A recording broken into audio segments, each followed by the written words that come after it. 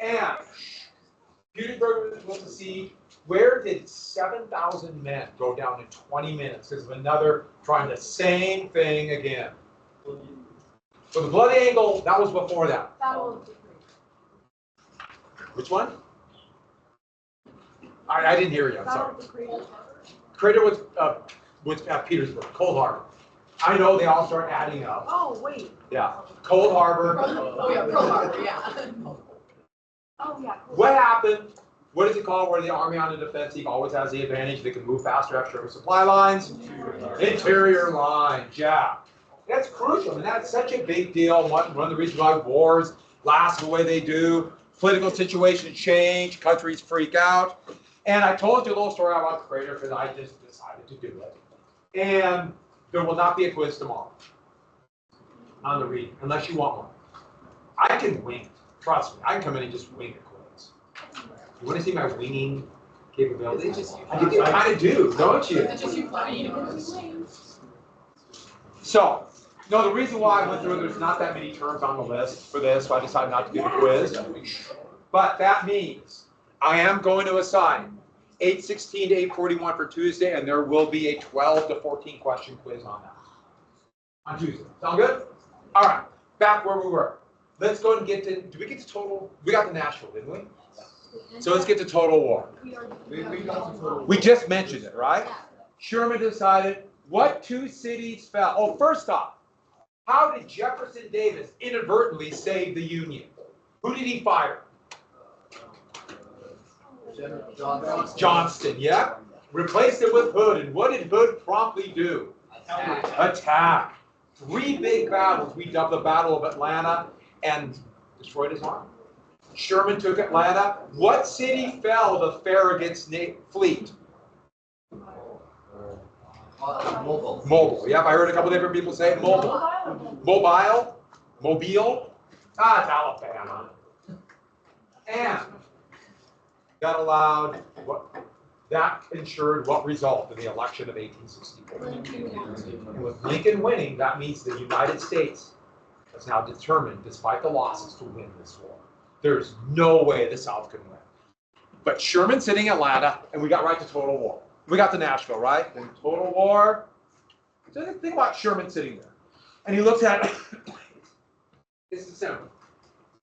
Or still November. And the election's over, the South is not quitting. Sure. Or what is it called where you make the, you kill so many of the enemy, make them suffer so much that they can no longer fight. What is that called? Attrition. So, but attrition takes a long time and they're still fighting. And he came up with an idea. You ready now?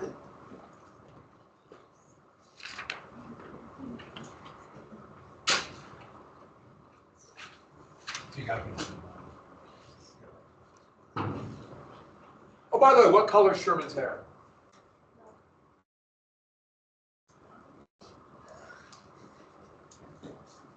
He's a redhead.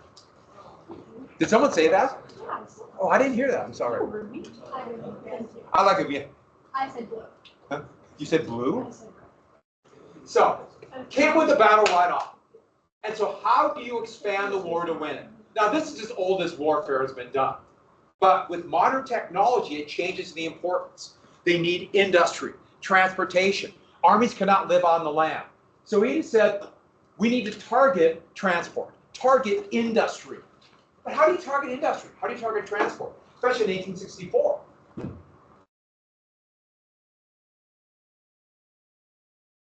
Target civilians. If there's no one to work the railroads, if there's no one to work the factories, you make them suffer so much they can no longer operate. That means everybody becomes a combatant. Make everybody suffer. A combatant means an enemy in war. And that means civilians are now combatants. I don't think I have anything to do, Luke. You just kind of hang out?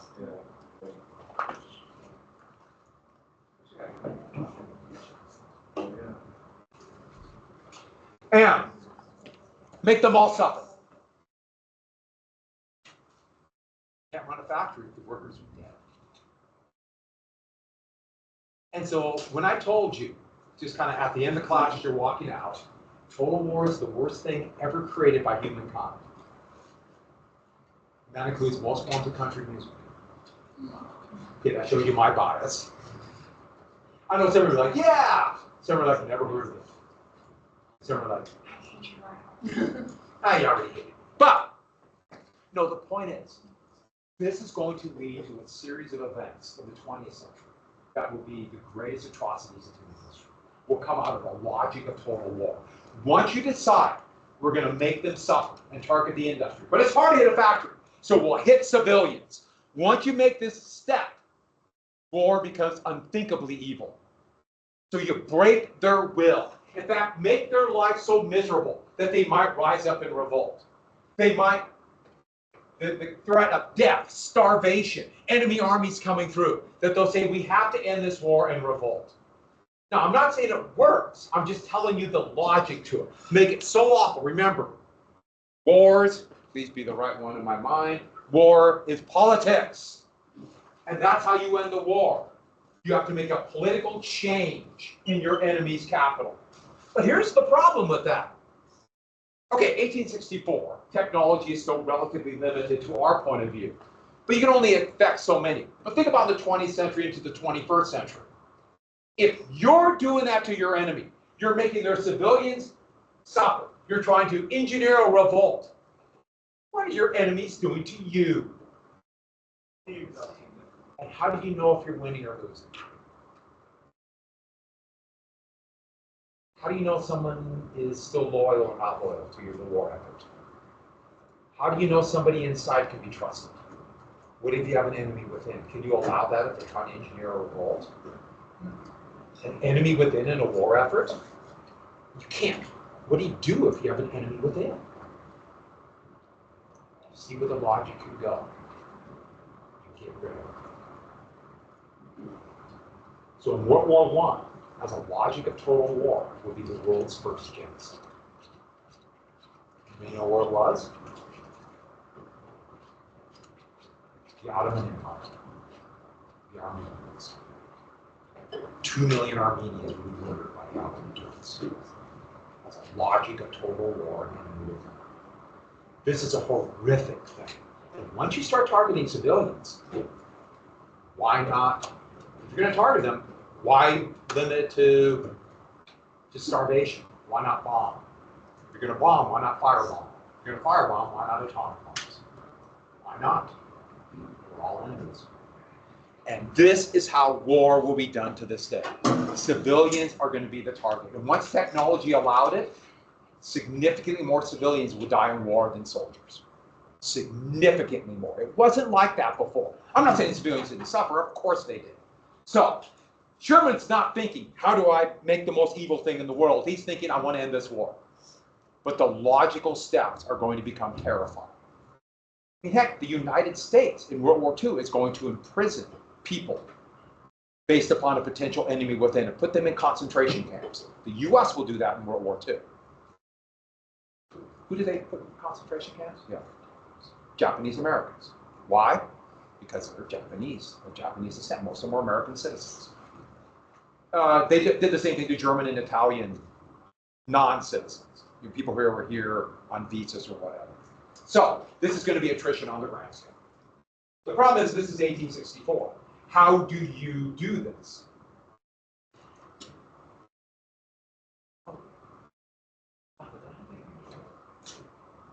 I did.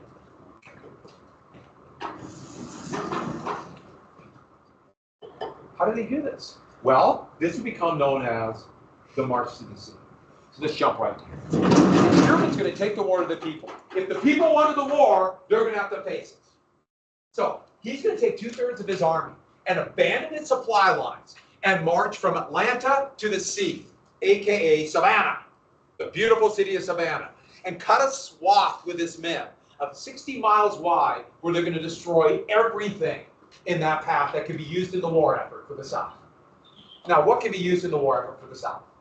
Anything. Yeah, pretty much anything. So they're going to destroy basically any farm or any government building, any railroad, any bridge, anything that can be used for production, all crops, they'll either steal, and what they can't steal, they'll destroy.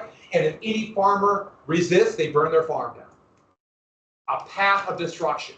Every government building, every city government, local government building will be destroyed along this path. And all the little towns along the way, some are now quite big, when they rebuilt their city halls after the war, the front doors all very defiantly face south.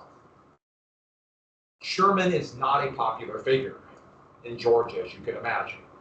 And they devastated this all the way. So for basically a month, they left Atlanta and were out of communication. In fact, Lincoln allowed this to happen and was waiting. They had to get to Savannah so he could figure out what happened to the army. While this is going on, that is when Hood went up to Nashville. So when they left Atlanta, they tried to burn the railroad facilities, but you know what's going to happen.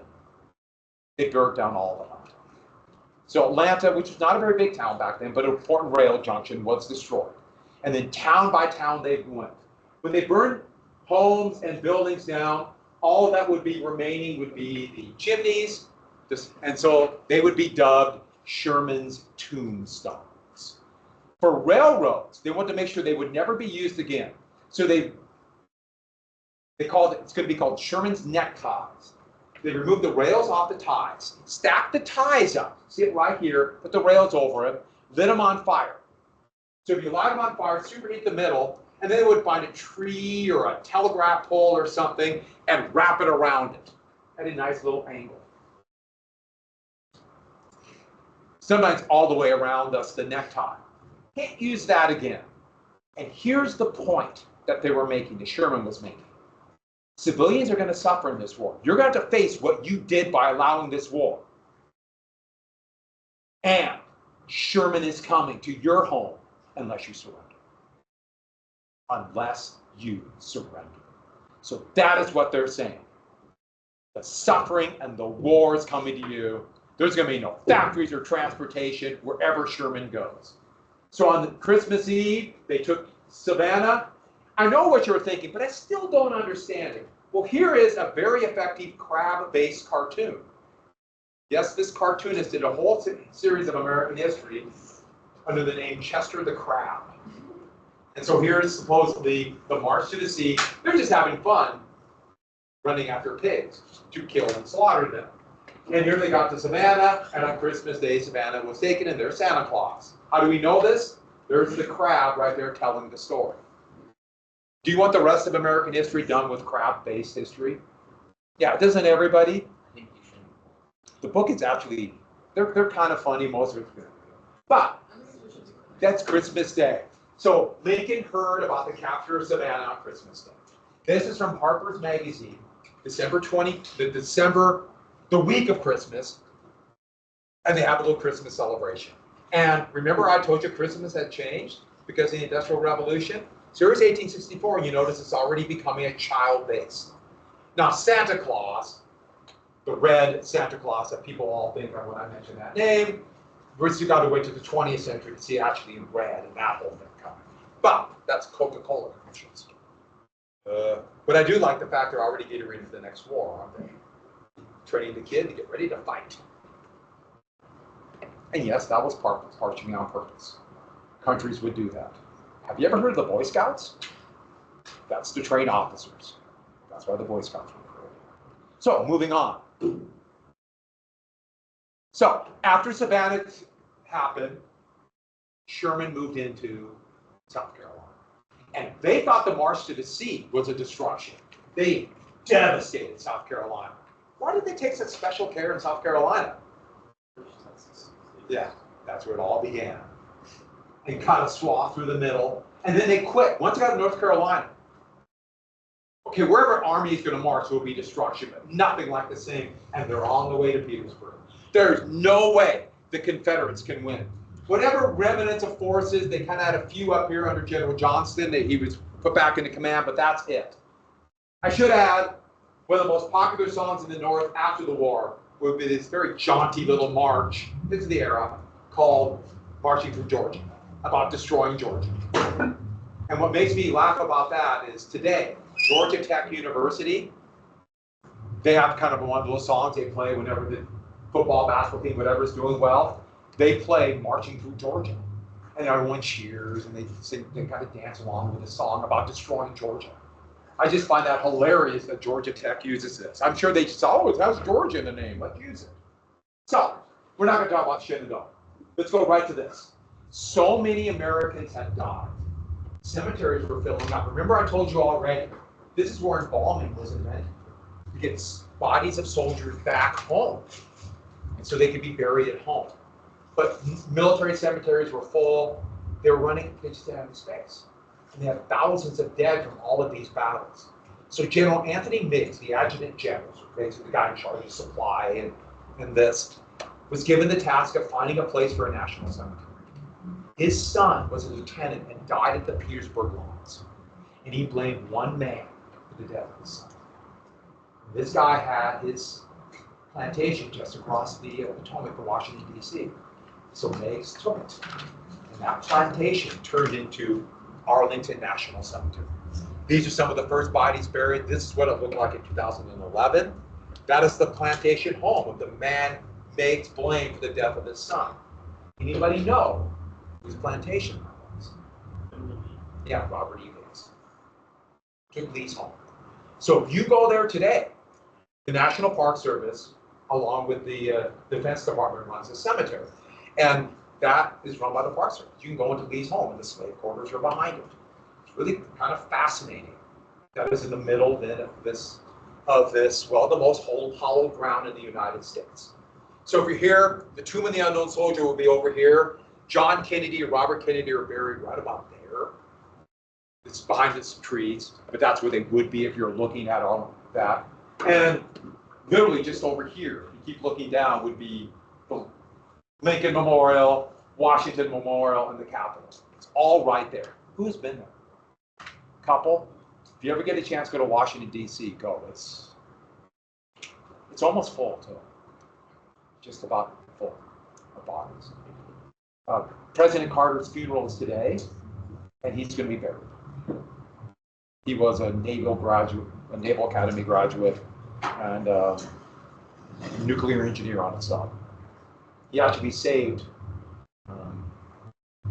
Montreal from being destroyed by a U.S. nuclear reactor on a sub nearly going. And he went in and was able to stop the chain reaction from destroying Montreal.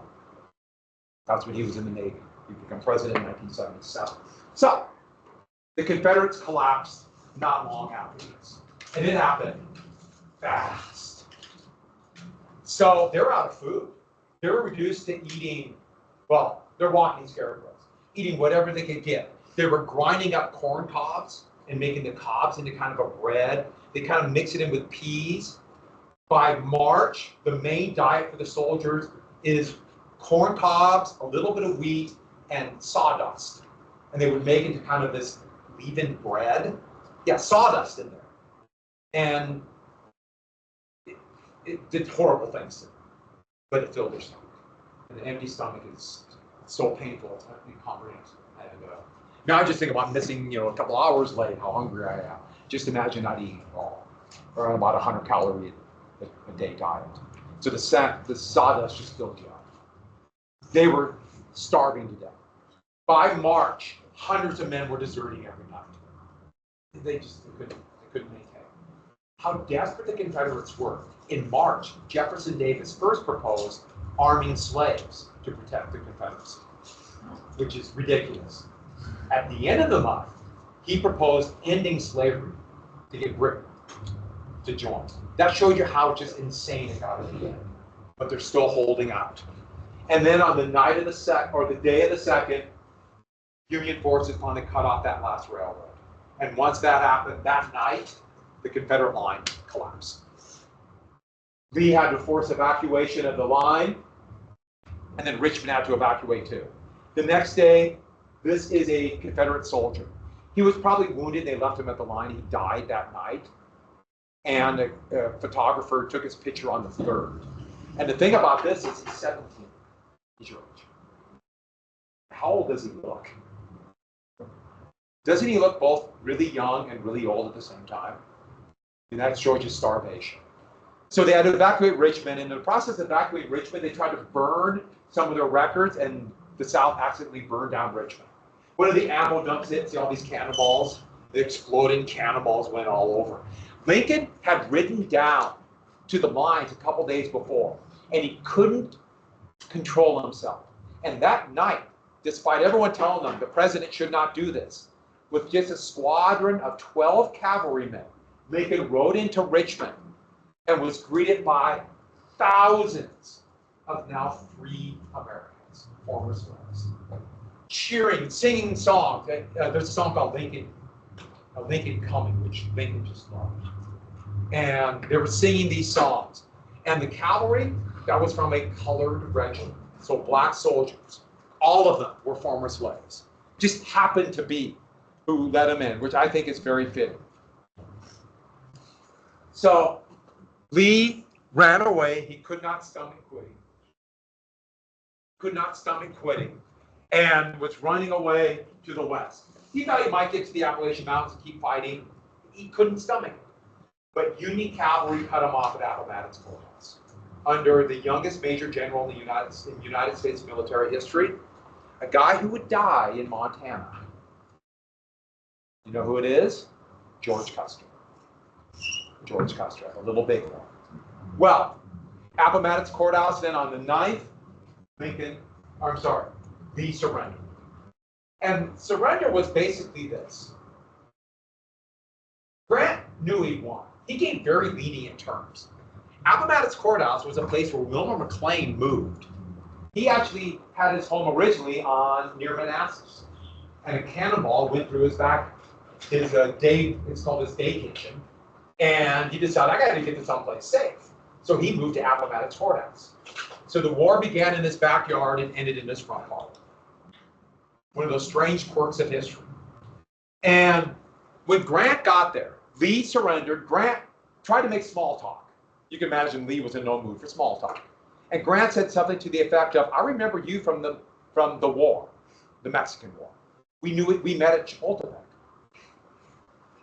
And Lee responded with, I do not remember you. Now, you might think Grant might be a little bit angry by that little snippy comment. But then Grant remembered, and he wrote this essentially, then I remembered I won. I was okay.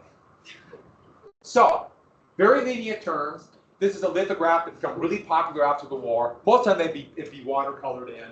Grant, Lee. Meade couldn't be there. Meade was back behind the line pushing troops forward, and they did the surrender without the commander of the Army of the Potomac, much to his eternal shame. The next day was a formal ceremony, and the Confederate Army laid arms, and Grant paroled them, gave them food. They were starving, provided them with rations, and then they laid down their arms and paroled them and let them go home. Some people have said, I think correctly, that at least the commander should have been arrested for treason. But Grant was so happy the war was over, he let them go home. And none of them would ever be arrested. At the ceremony, this is a painting of it, but Joshua Lawrence Chamberlain is the man Grant chose to accept the surrender. Remember the Battle of the Little Round Top of the 20th Maine? That was his regiment. He now was a major general, he was a colonel at Gettysburg. I think a fitting choice. In one of the first attacks at Petersburg, Chamberlain took a musket ball and the gun and was left for dead. Somehow he survived.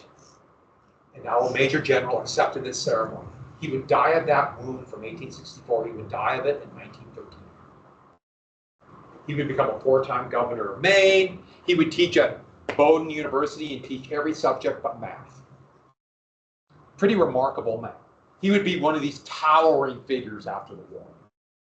The guy who surrendered for the Confederates, John Gordon, who was right there in that picture, he would become one of the leaders of the Knights of the White Camellia, one of those white terror groups. Yeah, what an interesting place we have. Moving on. So, just a month before, Lincoln at the second inaugural address announced basically one of the most famous sayings in it. You don't need to write down the parting quotes, but with malice towards none, charity to all. But he implied healing and reconciliation, but also implied, but never clarified, reconstruction. Yeah, we can come together. There's got to be reconciliation, but we can't go back to the way it was before. The South will be forever changed. And so you can imagine in the South, they'll say Lincoln wanted reconciliation. And that's what Johnson said. But everybody knew Lincoln was going to reconstruct the South. The problem is we don't know. We have no idea what was going to happen. Because just a few days after Appomattox Courthouse, oh, this is actually the last picture ever taken of Lincoln. I think that's a really good picture. I don't know, for some reason I really like that one. He aged a lot. At his second, there is a second inaugural address. We don't know because of a man who's right about here. He had a pistol and decided not to shoot Lincoln at the inauguration. But he would change his mind after Lee surrendered. Who am I talking about? John Wilkes Booth was at the inauguration. He was thinking about it, but lost his nerve then. April 14th, 1865, Lincoln would be assassinated. John Wilkes Booth, the famous actor, would organize a conspiracy. Remember, a conspiracy, that's more than one person who commit a crime. That's a conspiracy. They organized a plan to knock out the heads of the government, including Grant, Secretary of State Seward, and Vice President Johnson. Booth heard that Grant and Lincoln were going to go to a play at Ford's Theater. Ford's Theater is not far from the White House. Has anyone been there, Washington, D.C.? So, a couple of us. How long ago were you there? 3 years ago. I didn't actually go on the walk outside. Yeah, the theater's tiny. They had to be small. But you walked outside, you couldn't go to the museum, or I get it. When you're there, you got 1,000 things you're doing, and yeah. If you ever get a chance, go. It's pretty remarkable, but I also understand time. And there's a play called My American Cousin. There's a comedy, which I guess Lincoln was really enjoying. We wouldn't find it funny today, just because comedy changes. Comedy is very much stuck in time. Here it is going to be there. And him and Grant were going together. And so Booth decided he would take out Grant and Lincoln. And then 2 of his Confederates would take out Seward and Johnson. And so the play is going. Lincoln's in a mezzanine, little balcony overlooking it. And he's there. But Grant didn't go. Grant really didn't want to go. So Grant's wife lied and said that she had a headache. And so Grant was not there. Major Marcus Rathbone was there instead. Right after the intermission, Booth went. He was able to get in because he was this famous actor. Everyone knew Booth. They just assumed he had to be there. He went in the back stairs. There was a guard at the door for Lincoln's mezzanine seats. But the guard was in a bar being drunk. He got bored. And so Booth just walked in. He had a Derringer, small black powder pistol, single shot. It's accurate to about 10 yards, but he was only a few paces away. Just burst in the door. In the mid, he waited to a scene where everyone was laughing, so he could walk in. And this is a lithograph of it. And for just a few paces away, fired and hit him right. Then Rathbone jumped up. Booth slashed him with a knife. That was his plan, to kill Grant with a knife, but he slashed him. And then actors had to be really good acrobats back then. So his plan was kind of make this dramatic jump, the 15-foot down onto the stage, like this. But his foot caught in the bunting. That's why they show it here. And he landed awkwardly and shattered his ankle. Just shattered it, the bone coming out. Adrenaline was flowing. He stood up and said, "Sic temper tyrannis." What does that mean? No? Yeah. But onto tyrants or death to tyrants.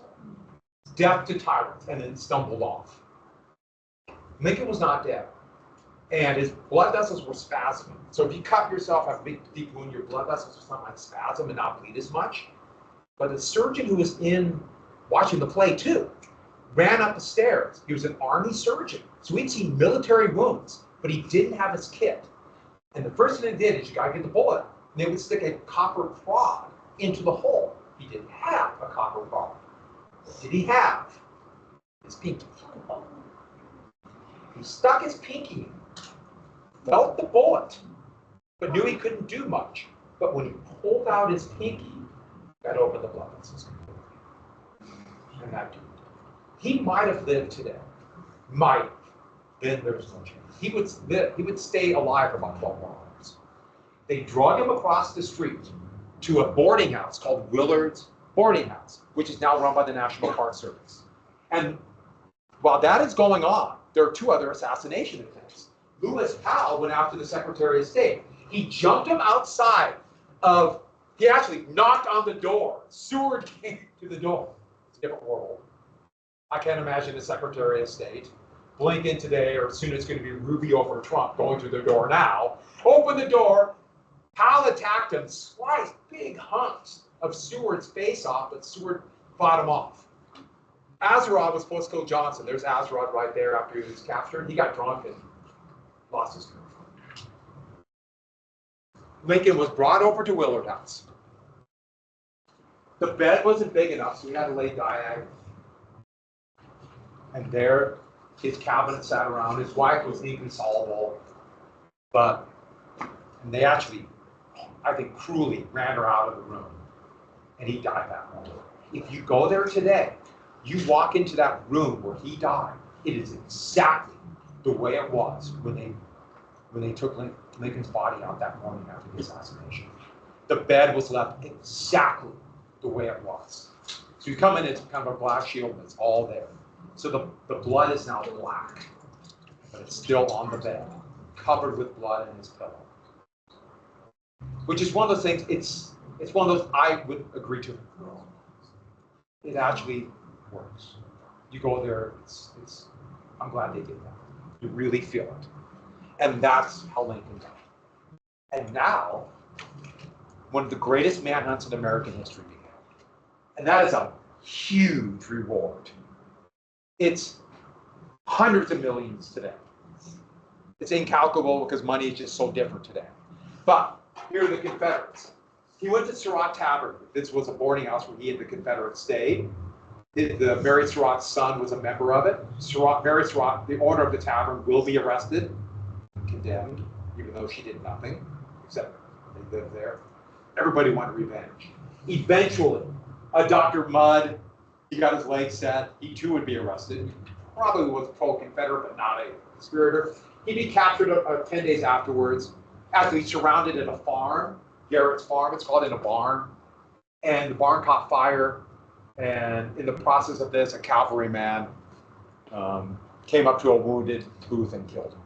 So there was no trial of Booth. The trial, 5 people would be arrested and held for anywhere from 20 to 40 years, and 5 would be condemned. There is the final 4 of them. This is right after they were executed. And that's Mary Surratt. She was murdered because of just this anger. They just wanted revenge so bad. Hey, we just did we're doing September 11th in special topics. And when people go through a trauma like that, the desire for revenge becomes absolutely overwhelming, where the thinking really doesn't happen. It's unbelievable. But Azarod is right there. Yeah, they got him. When they found some evidence of what happened, and then when they got to Mary Surratt's tavern, there were all kinds of evidence. They didn't even try to hide it. Now there's President Johnson. That wasn't the plan for the Union Party. Johnson was so nervous and so ill-prepared. He knew nothing what was going on. Totally ill-prepared. Actually, he's about ready to be sworn in. And Secretary of the Navy, Gideon Welles, this is just a day after Lincoln died. But they have to go. He is so nervous. Wells says, have a shot of whiskey. That'll calm you down. He proceeded to drink an entire 5th of whiskey and could hardly talk, let alone stand up when he was being sworn in to become president. That is I guess, almost a fitting beginning of this horrific presidency of Andrew Johnson. There'll be 2 presidents I'll tell you I despise. And one is Richard Nixon, and one is him. There's other presidents I don't like, but I'm not going to tell you. And by the way, someone noticed first period, he kind of does look like Nixon. I didn't even notice that, but now I can't unsee that. Johnson would surrender. the last of any kind of Confederate army in North Carolina at the end of April. You notice that is now 12 days after Lincoln's assassination. Johnson would surrender to Sherman. Davis would keep fleeing. He's trying to flee to Texas. There are still Confederate forces in Texas.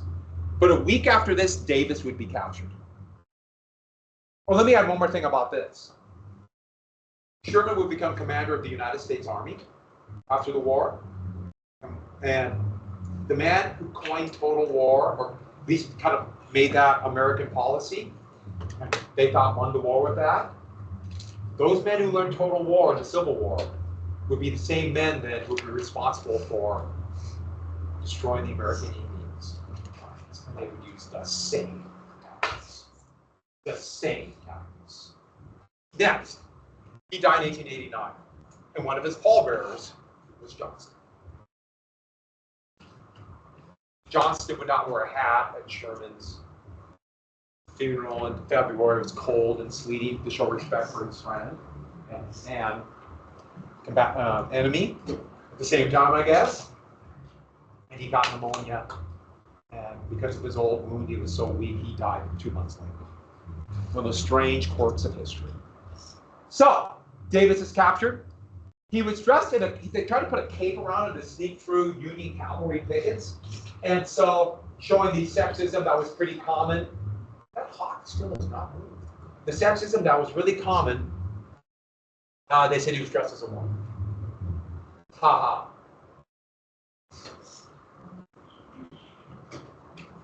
Just hanging out. Hawk's just hanging out. So, the only person who would be arrested and convicted of any crime in the Confederacy would be the commandant of Andersonville Prison, Henry Wirz.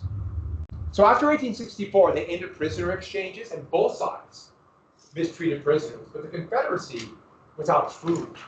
And almost half of the prisoners died at Andersonville Prison. And Henry Wirz, right here, would be executed in what we would say in the 20th century a war crime. Other than that, Davis was in prison for 2 years, and they just released without ever being tried or convicted of anything. And that would be the end. The thing about it is that the country had gone through something. It's hard to even imagine what had happened in the United States. And so that's Henry Wirz's death. It always said 618,000 Americans died. I put this up here to give you an idea of a couple different things. So World War II, 405,000 Americans died. But the one that's always remarkable to me is over 116,000 Americans died in World War I, and the United States was really only fully involved, fully engaged for 2 months. World War I was unreal.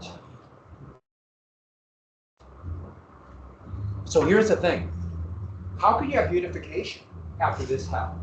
And can you forgive? Can the North, can the United States forgive these traitors? Can the South forgive the brutality of the war? I mean, how do you do this? So, this was always the number I saw, 618,000. This is the number you'll see. We now are certain they way undercounted. We now believe it's closer to 900,000, maybe even 1 million.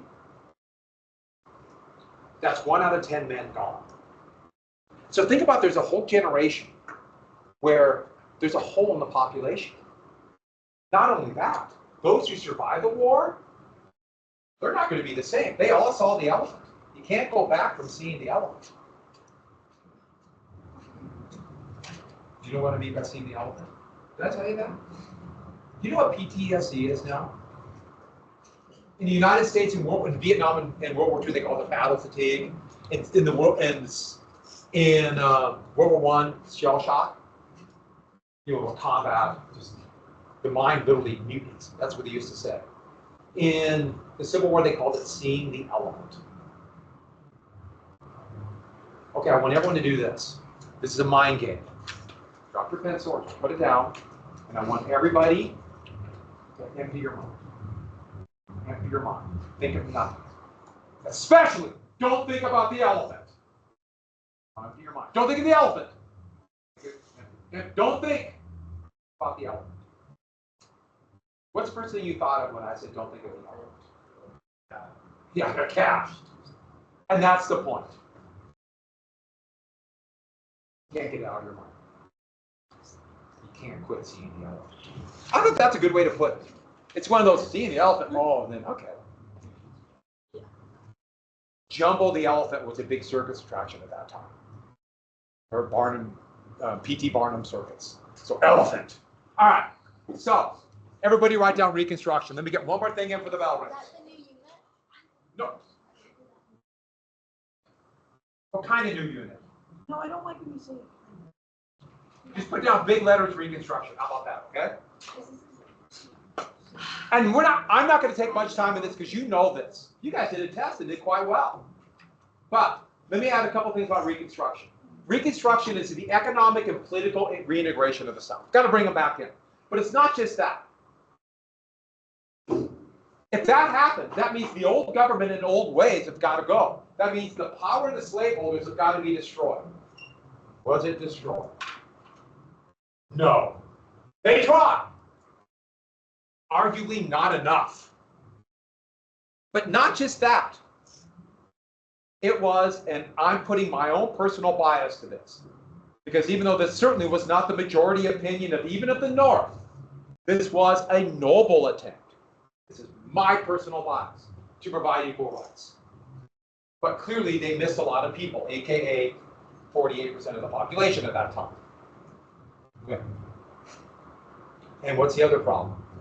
Within 40 years, that effort would be crushed. But it was a noble effort. I love that headline of that was the Washington Times. What was their death? So we have two different types of Reconstruction, presidential and congressional. Presidential, that's the haphazard Johnson Reconstruction. Here, this, that's the effort to do this. Did it succeed? So, just a couple things, kind of fill, to make sure we get that you already have in your notes, and then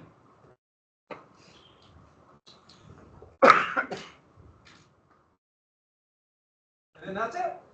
Alrighty then. Well done. You as good people. There will be something extra in your paycheck next week. I promise you. We get a pay.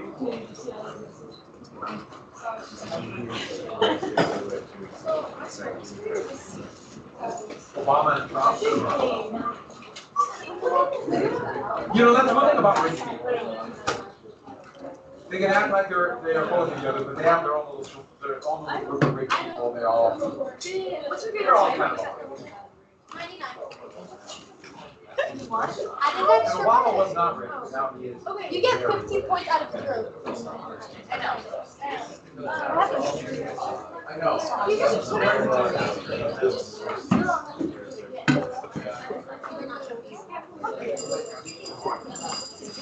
We made Jake, it. let me get this back. I made a bowl. Actually, I made a base. No. You just make whatever you want. You know? Okay. I actually think I followed along really good. Goodbye, everybody. Except for that one little part. Thank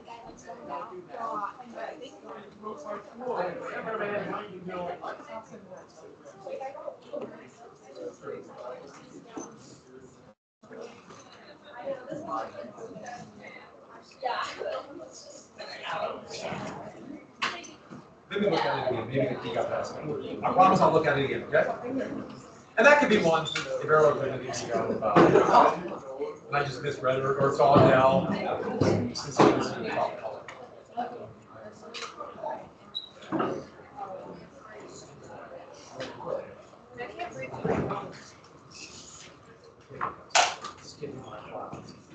Field trip for apes.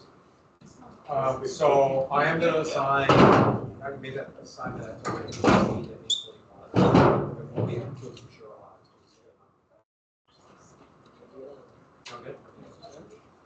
Yeah.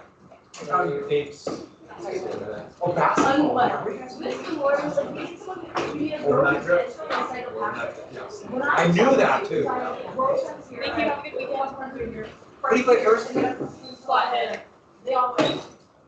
Good luck. See you. That's pretty good. That's pretty good.